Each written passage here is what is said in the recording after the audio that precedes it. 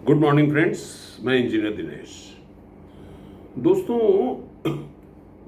कुछ कमेंट्स आए हैं, ख़ासतौर से यंग बॉयज़ जो 12वीं के छात्र हैं, तो उनके सपने में भी आईएएस घूम रहा है। और लेकिन बहरहाल उन्होंने ये प्रश्न किया है कि whether we should go for UPSC और ट्राई समथिंग एल्स, क्योंकि इस विषय पे मैंने एक लेक्चर दिया था, तो उसी के क्रम में ये सवाल आ रहे हैं। और मैंने तमाम सारे अपने लेक्चर्स में ये समझाया है कि चूंकि success ratio is something like 1 in 1000, जैसे कहते हैं ना, लाखों में एक। तो अब मैं चूंकि आईएएस कोचिंग और ये जो एस्पिरेंट्स का जो इनकी कल्पना है कि उड़ान है, इसकी मैं इतनी आलोचना कर चुका हूँ। लेकिन हमारे गुरुजी कहा करते थे कि कोई भी चीज सार्वभौमिक सत्य नहीं है। और इसका उदाहरण मैं दूं आपको कि न्यूटन साहब ने जो है ग्रेविटेशनल फील्ड के बारे में बताया कि कैसे वो ग्रेविटेशनल फोर्स का काउंटिंग करने का तरीका बताया, फार्मूला निकाला। तो लेकिन जब आइंस्टीन आए तो उन्होंने पूरी कहानी ही पलट दी। दोनों ही वैज्ञानिक हैं। आइंस्टीन ने सिर्फ एक चीज मान लिया कि प्रकाश की गति, मान लिया क्या, उस समय प्रयोगों से सिद्ध भी हुआ था कि प्रकाश की गति एक माध्यम में कांस्टेंट होती है। चाहे उसको पैदल चलते हुए नापें, चाहे खड़े होकर नापें, चाहे ट्रेन में नापें, चाहे हवाई जहाज से चलते हुए नापें, आपके जो ऑब्जर्वर है उसकी क्या गति है, उससे कोई उसके ऊपर असर नहीं है। This is against the concept of relative velocity. तो ये कॉमन सेंस के बियॉन्ड था, लोगों को यकीन नहीं हुआ। और उसके आधार पर बहुत सारी चीजें आई, चाहे आप न्यूक्लियर पावर या न्यूक्लियर बॉम्ब की बात करें, तो दुनिया ही बदल गई। मगर अफसोस कि अभी कुछ ही साल पहले, शायद साल भर पहले, एक वैज्ञानिक जिसको फिजिक्स का नोबेल प्राइज मिला है, तो पता चला कि उसने ये सिद्ध कर दिया कि information can travel eight infinite speed, instantaneously, एक जीरो टाइम में एक दूसरे। वो उन्होंने प्रयोग में क्या किया कि जैसे एक ऑर्बिट में दो पार्टिकल्स घूम रहे हैं अपोजिट डायरेक्शन में, उनकी स्पिन डायरेक्शन अपोजिट, पेयर्स हैं वो, तो उन पेयर को अलग करके एक को काफ़ी दूर ले जाइए, सो मेनी लाइट ईयर्स, और दूसरे को इस पार रखिए, तो एक की स्पिन अगर आप चेंज करेंगे दूसरे की ऑटोमेटिक चेंज हो जाती है उसी पल। तो जब अगर, हाँ, आइंस्टीन ने यह भी कहा था कि प्रकाश की गति से तेज कोई चीज़ नहीं चलता। तो अब यहाँ पे उनकी थ्योरी गलत हो जाती है। तो इसलिए गुरुजी का ये कहना था कि कोई भी चीज़ सार्वभौमिक सत्य नहीं है। और इसलिए आज का लेक्चर मैं आपको जो देने जा रहा हूँ वो आईएएस परीक्षा के फेवर में।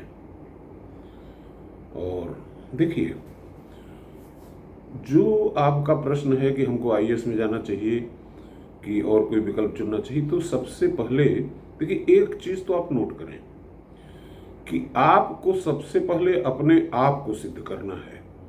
You have to prove yourself to yourself. दुनिया तो आपके बारे में जान ही जाएगी कि आप कितने सिद्ध पुरुष हैं, लेकिन सबसे पहले जब अपने आप को सिद्ध कर दोगे, तब फिर दुनिया को सिद्ध करने में कोई दिक्कत नहीं। तो अपने आप को सिद्ध करने के लिए मैं एक बिहारी लोगों को और यूपी वालों को जो बड़े पगलाए हुए हैं, जिनके ऊपर एक्चुअली आईएएस का भूत सवार है, तो उनका मैं भूत उतारना चाहता हूँ। सबसे पहली चीज़ तो जितने लोगों के दिमाग में आया है कि हमको आईएएस बनना है या हम बन सकते हैं, तो पहला काम ये करें कि जैसे ही आईएएस के लिए वो क्वालिफाई करते हैं, आई मीन टू से एजुकेशन लेवल उनका ये पहुंच जाए, एजुकेशन क्वालिफिकेशन, तुरंत वो आईएएस की परीक्षा दे डालें, without any coaching, without any preparation. पहला प्रयास बिना किसी तैयारी के, बिना किसी कोचिंग के वो दे देना चाहिए। और मैं तो कह रहा हूँ 10-20 लाख नहीं, 1-8 करोड़ लोग दे दें, तो इससे सरकार को भी कुछ फायदा हो जाएगा, फार्म वार्म से फीस आ जाएगी, दूसरी चीज़ है कि आपको अपनी औकात का पता चल जाएगा कि आप कहाँ स्टैंड करते हैं।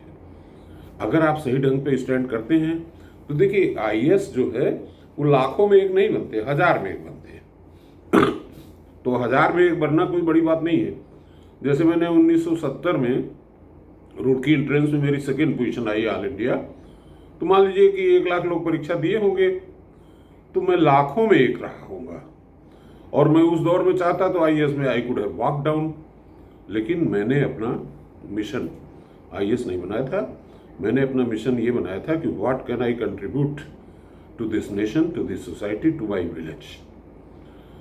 तो इसलिए आपका जो विजन निर्मित हो उसमें आईएएस आईएएस आईएएस घूम रहा है, तो कृपा करके एक परीक्षा बिना किसी तैयारी के दे डालिए। कम से कम प्रिलिमिनरी में डालने का मौका तो मिल जाएगा, और प्रिलिमिनरी देख करके आपको अपनी औकात का अंदाजा मिल जाए। इसमें एक छोटा सा उदाहरण मैं बता देता हूँ। अच्छा, इससे आपको ये भी पता चल जाएगा कि आपके अंदर क्या डिफिशियंसी है, क्या कमी है जो आप प्रिलिम नहीं कर पाए। दोस्तों, जब मैं रुड़की के बाद एंट्रेंस पहली बार देने गया 1969 में, in fact I passed out intermediate science in 1969। तो बहरहाल मैं देने गया तो मेरा नहीं हुआ, क्योंकि पेपर उसमें अंग्रेजी में आता था, आज भी आता है अंग्रेजी में। तो उसमें जो मैथ्स के 2 पेपर थे 100 मार्क्स के, टोटल मार्क्स मान लीजिए 500 थे, तो उसमें 200 तो मैथ्स के थे, क्योंकि इंजीनियर बनने के लिए मैथ्स बड़ा जरूरी होता है। तो उन पेपर्स में जो नोट ऊपर लिखा जाता है क्वेश्चन पेपर में, उस नोट में लिखा था कि you can attempt any number of questions but the answers 10 best answers will be counted, the marks of 10 best answers will be counted. अब उसमें चूंकि भाई मैं गांव का पढ़ा था, अंग्रेजी आती नहीं थी, और हमारे दौर में हुआ ये था कि इंटरमीडिएट में इंग्लिश जो है एडिशनल ऑप्शनल हो गई थी, उसका नंबर ही नहीं काउंट होता था, तो कोई अंग्रेजी पढ़ता ही नहीं था। लेकिन हमको थोड़ा बहुत अंग्रेजी सीखने का शौक था, तो बचपन में मैं क्या करता था कि सिखाने वाला तो कोई था नहीं, तो मैं बीबीसी न्यूज़ सर्विस सुनता था राइट फ्रॉम 1962, जब से इंडो चाइना वार हुआ था। तो उससे थोड़ी बहुत अंग्रेजी सीखने में मदद मिली मुझको। और बहरहाल जब मेरा फर्स्ट अटेम्प्ट में नहीं हुआ तो मैंने जानना चाहा कि कहाँ मैं चूक गया। तो क्वेश्चन पेपर्स को मैंने जब स्टडी किया, और जो मार्कशीट आई रुड़की से, वो तो that was not very satisfactory. तो लेकिन कुछ तो था, जैसे अगर 60% कट ऑफ रहा होगा तो 50% मेरा आया होगा। तो उसमें चूक कहाँ हुई कि नोट में जो लिखा था मैथ्स के पेपर में, उसका मतलब ये था कि 20 सवाल थे, उनका मतलब ये था चाहे तो आप 20 के 20 का आंसर दे दीजिए, और जो 10 सबसे सही उत्तर होंगे उसके नंबर जोड़े जाएंगे। अब जब ये चीज़ हमारी समझ में आई तो हमने कहा यार ये तो बहुत बड़ी चूक हो गई। इसलिए और नेक्स्ट इस तरह से सेकंड अटेम्प्ट में मेरी सेकंड पोजीशन आ गई, क्योंकि वो अंग्रेजी समझ में आ गई। तो भाई प्रिलिमिनरी एक देने से फ़ायदा ये होगा कि आपको थोड़ी लैंग्वेज समझ में आ जाएगी, औकात पता चल जाएगी, और आप इस भ्रम से आसानी से निकल भी पाओगे कि आप उस लायक हो कि नहीं।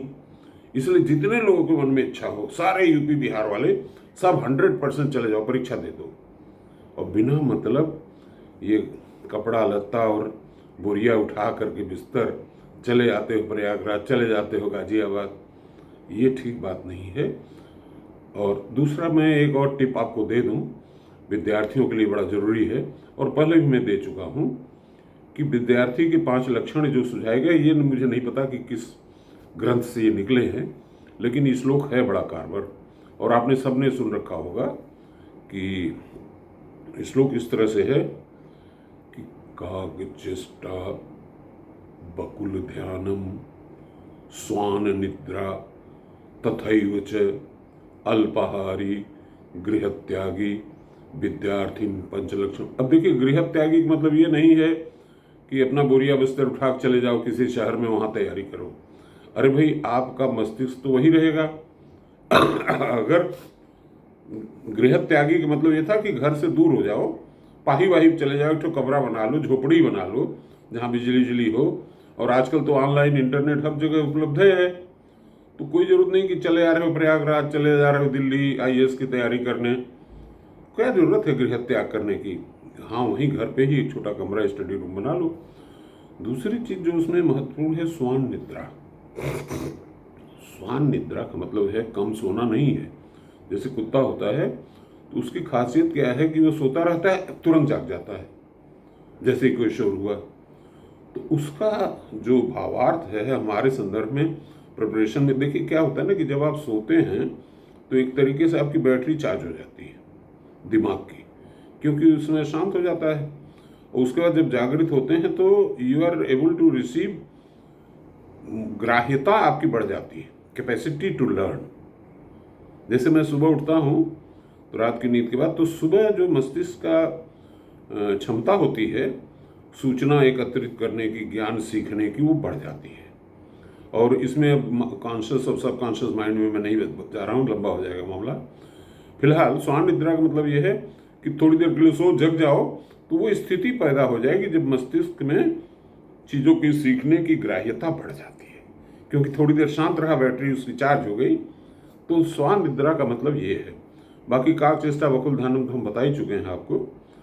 तो इस तरह से आप जब पढ़ाई करेंगे ध्यान दे करके, तब जा करके, और पहला अटेम्प्ट में ट्राई करके अपनी औकात पता कर लेंगे। लेकिन फालतू का कोचिंग की तरफ दौड़ लगाना ये उचित नहीं है। फर्स्ट अटेम्प्ट आप दीजिए, सब लोग दीजिए, मुझे कोई दिक्कत नहीं है, सब लोग दीजिए, अपनी औकात पता करिए, फिर आगे करने लीजिए। धन्यवाद।